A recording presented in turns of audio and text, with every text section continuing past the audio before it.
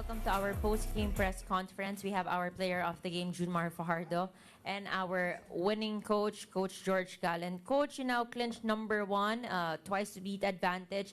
Does it concern you that eventually the law of average will catch up on you and those learnings that you get only from losses?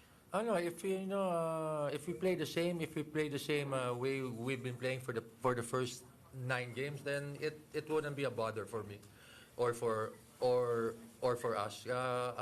As long as we play hard for 48 minutes and know our roles, then we'll be okay. Coach, nakita ulit natin sa laro the natural tendency ng players na pag malaki na yung lamang, nagre-relax. But how do you like how they recovered and then was able to put out a big lead in the end?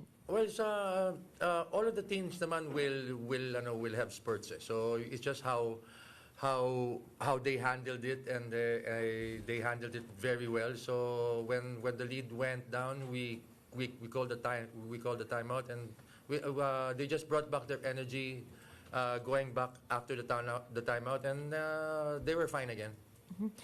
Junmar, 20 points, 21 rebounds, but just 1 assist. Nakwento mo sa akin before the game.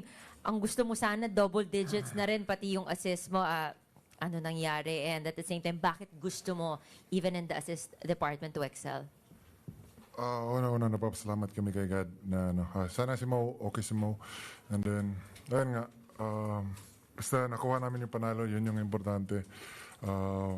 Nagkataon lang siguro na nasa akin yung bola, bumabagsak yung bola. And then nga, hinahanap rin ako ng mga teammates ko, binibigyan nila ako ng bola. So, ayun,